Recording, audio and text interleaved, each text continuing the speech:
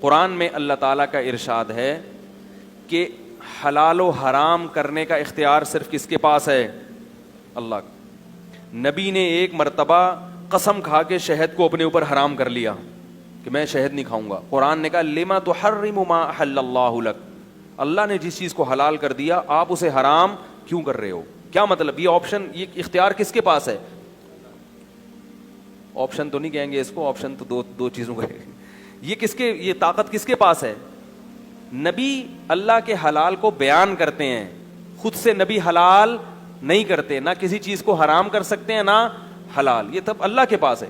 تبھی اللہ کے نبی نے اپنے اوپر ایک چیز کو حرام کیا، اللہ نے کہا آپ نے کیسے حرام کر لیا، لہذا اس قسم کو توڑیں، کفارہ ادا کریں۔ لیکن ایک جگہ قرآن میں آتا ہے، عیسیٰ علیہ السلام نے کہا وَلِأُحِلَّ لَكُمْ بَعْضَ الَّذِي حُرِّمَ عَلَيْكُمْ، عیسیٰ علیہ السلام بنی اسرائیل کے پاس آئے اور کہا میں اس لیے آیا ہوں کہ چند چیزیں جو تم پر حرام کر دی گئی تھیں اللہ ہی کی طرف سے، میں ان کو حلال کرنے آیا ہوں۔ ایک طرف قرآن کہہ رہا ہے کہ آپ کوئی حلال و حرام نہیں کر سکتا، ایک طرف عیسیٰ ابن مریم کہہ رہے ہیں کہ میں کیا کرنے آیا ہوں؟ حلال۔ تو اصل میں یہ بھی نسبت کیا ہے؟ مجازی، کیونکہ کریں گے اللہ ہی حلال، اس حلت کو بیان حضرت عیسیٰ کریں گے، اس لیے حضرت عیسیٰ نے مجازن اپنی طرف اس کی نسبت کر دی۔ تو مجازن نسبت اس طرح قرآن میں بھی ہوئی ہے، جیسے وہ سلیمان علیہ السلام کا تخت اٹھا کے لائے ایک بزرگ، سلیمان علیہ السلام نے کہا کہ ایکم یاتینی بعرشہا قبل ان یاتونی مسلمین، کون ہے ملکہ سبا کا تخت اٹھا کے لائے گا؟ جن نے کہا میں لاؤں گا، مجلس برخاست ہونے سے پہلے میں حاضر کروں گا۔ قرآن کہہ رہا ہے جو ایک تھے جن کے پاس کتاب یعنی زبور کا علم تھا، انہوں نے کہا میں پلک جھپکنے سے پہلے لاؤں گا، اور کہا اور تخت حاضر۔ تو یہ کام کسی انسان کے بس میں نہیں ہے۔ یہ اختیارات اگر اللہ نے ان بزرگ کو دیے تھے تو پہلے اللہ سلیمان علیہ السلام کو دیتا نا یہ اختیارات، جو نبی تھے، تبھی تو کہنے کون لائے گا بھائی؟ پتہ یہ چلا کہ لایا کون ہے؟ اللہ ہے۔ اللہ نے ان بزرگ کے ہاتھ پہ کرامت ظاہر کر دی، لیکن بزرگ نے نسبت اپنی طرف کر دی، کیونکہ ان کو الہام ہوا کہ اللہ آپ کے ہاتھ پہ یہ کام دکھا دے گا، تو انہوں نے کہا میں لے کر آؤں گا، حالانکہ وہ نہیں لا رہے ہیں۔ جو یوں کر سکتا ہو وہ تو دنیا کا نظام ہی اس کے ہاتھ میں آ جائے گا بھائی۔ تبھی میں کہتا ہوں نا، یہ روحانی علاج والے کہتے ہیں نا سنگ دل محبوب آپ کے قدموں میں، اس کو بولو پٹھان ہوٹل سے پیسوں کے بغیر 2 پراٹھے اٹھا کے لا، تو کہاں سے لائے گا قدموں میں؟ 2 پراٹھے تو دور کی بات، 1 پراٹھا، کیونکہ 2 سے پیٹ صحیح طرح بھرتا ہے، اس لیے میں 2 کی مثال دیتا ہوں۔ اٹھا کے لیا تو 1 پراٹھا نہیں لا سکتے بھائی۔ یہ میری اور آپ جیسے، میں تو نہیں الحمدللہ یہ آپ جیسے کچھ معذرت کے ساتھ جو بیان نہیں سن رہے، کچھ بیوقوف لوگ ہیں جن کی وجہ سے ان کی دکانیں چل رہی ہیں، ورنہ یہ تو بغیر پیسوں کے پراٹھا نہیں اٹھا سکتے، پیسوں کے ساتھ بھی لائن میں لگنا پڑتا ہے پراٹھا اٹھانے کے لیے۔ چلو پیسے دے کے یوں اٹھا لیں یہ بھی نہیں ہو سکتا، تو جو پراٹھا نہیں اٹھا سکتا وہ آپ کی محبوبہ کو آپ کے قدموں میں کہاں سے ڈال سکتا ہے؟ تو انبیاء کرام کا معجزہ سمجھ میں آ گیا کہ جو معجزات انبیاء کے پاس ہوتے ہیں وہ اللہ نے ان کو اختیارات نہیں دیے ہوتے، اللہ جب چاہتا ہے اپنی مرضی سے اپنے کسی حبیب کے ہاتھ پر، اپنے پیغمبر کے ہاتھ پہ کوئی چیز ظاہر کر دیتے ہیں تاکہ لوگوں کو اس کی نبوت پہ یقین آ جائے، اور بزرگ کے ہاتھ پہ اللہ بعض دفعہ کرامت ظاہر کر دیتے ہیں تاکہ لوگوں کو اطمینان ہو جائے کہ یہ اللہ کا محبوب ہے، بشرطے کہ محبوب ہونے کے دوسری چیزیں پائی جائیں، گناہوں سے بچتا ہو، بدعات سے بچتا ہو۔ اگر اس کے باوجود آپ یہ سمجھتے ہیں کہ نہیں ما فوق الاسباب اللہ نے اختیار دیے ہوئے ہیں، تو پھر میرے بھائی یہ شرک ہے، اور قرآن میں جگہ جگہ اس کی نفی ہے کہ میں نے کسی کو بھی اختیارات نہیں دی۔ اب میں آخری سوال کر کے اپنی بات کو ختم کرتا ہوں۔ یہ سوال میں پہلے بھی کئی دفعہ دہرا چکا ہوں کہ بھئی جو یہ مانتے ہیں کہ نہیں اللہ نے اپنے پیغمبروں کو اختیار دیے ہوئے ہیں اور وہ جب چاہیں اللہ کی عطا سے حاجت پوری کرتے ہیں، تو پھر میں ایک سوال اکثر دہراتا ہوں کہ اللہ نے کیا تمام اختیارات دے دیے ہیں یا بعض اختیارات دیے ہیں؟ اگر اللہ نے تمام چیزوں کے اختیارات دے دیے ہیں تو پھر ہم کب اللہ کو مانگیں، اللہ سے مانگیں، اور کب اللہ کے نبی سے مانگیں؟ جب سارے ہی دے دیے، بھائی وزیر اعظم اگر مکمل اختیار دے دیتا ہے کسی کو بھی تو پھر وہ وزیر اعظم کے پاس جانے کی ضرورت کیا ہے؟ صحیح ہے نا؟ پھر تو جب اس کو دے تو وہ بھی دوسرا گویا وزیر اعظم ہی بن گیا وہ تو اگر سب اختیارات دیے ہیں تو پھر ہم کون سی چیز میں اللہ کو پکاریں اور کون سی چیز میں نبی کو؟ یا ساری زندگی اگر نبی ہی کو پکارتے رہیں اللہ کو نہ پکاریں؟ تو کہ یہ کوئی برا کام ہوگا یا اچھا کام ہوگا، اس کا جواب دیں۔ دوسری بات یہ کہ اگر سارے اختیارات نہیں دیے، کچھ چیزوں کے دیے ہیں، تو وہ کچھ چیزیں معلوم ہیں یا مجہول ہیں، یعنی وہ کچھ چیزیں ایسی ہیں جو ہمیں پتہ ہے کہ کون کون سی چیزیں ہیں، یا ہمیں پتہ نہیں ہے۔ تو اگر پتہ نہیں ہے تو جب پتہ ہی نہیں تو اختیار دینے کا فائدہ کیا؟ آپ کو جب پتہ ہی نہ ہو کہ وزیر اعظم نے کون کون سا ڈپارٹمنٹ کس کے حوالے کیا ہے، تو حوالے کرنے کا فائدہ ہوگا؟ کیا ہو گیا بھائی؟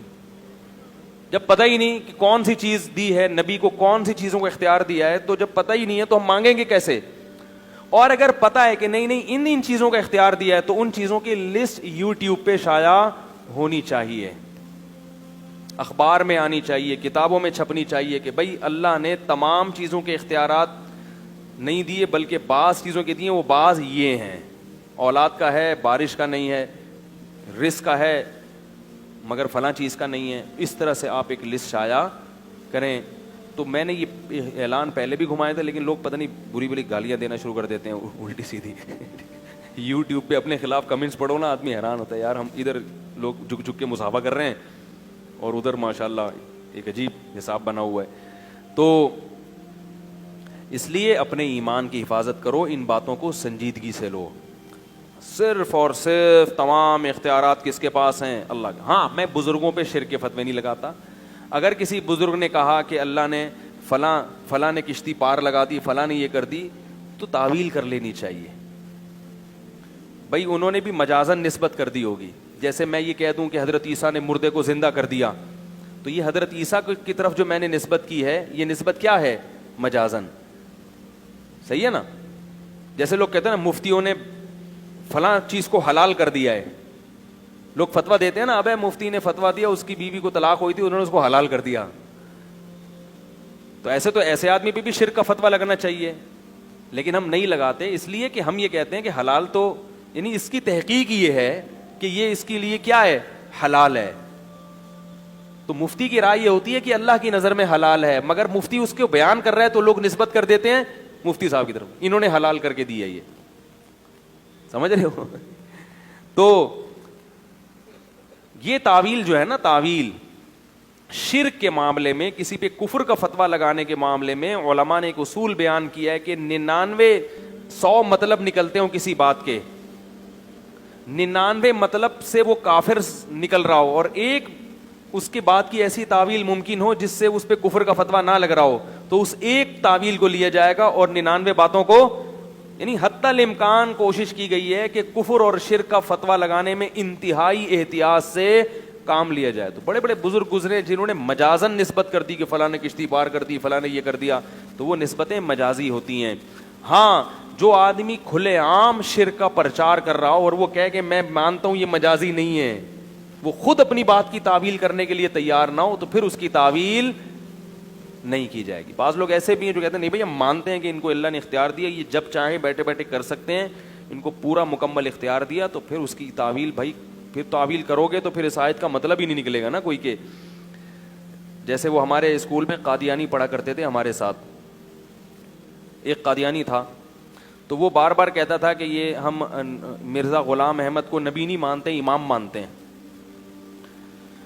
تو میں حیران ہوتا تھا یہ علماء قادیانی کو کافر کیوں کہتے ہیں؟ تو بڑی بحث ہوتی تھی اس سے، وہ پتہ چلا اپنا عقیدہ چھپاتے ہیں۔ بعد میں اس کمبخت نے ظاہر کیا کہ نہیں ہم نبی مانتے ہیں۔ جب ایک آدمی صاف طور پہ کہہ دے کہ میں نبی مان رہا ہوں، پھر اس کا تو کوئی مطلب دوسرا نکلتا نہیں ہے۔ جب نکلتا نہیں ہے تو پھر خام خواہ میں اس کو دائرہ اسلام میں لانے کی کوشش کر رہے ہیں، سے اپنا دائرہ، اپنے آپ کے دائرے سے نکلنے کا جو ہے نا، دائرے میں جتنی جگہ ہے اتنی ہی پبلک آئے گی، مزید کو گھسیڑو گے تو جو پرانے ہیں وہ دائرے سے نکل جائیں گے، ٹھیک ہے نا؟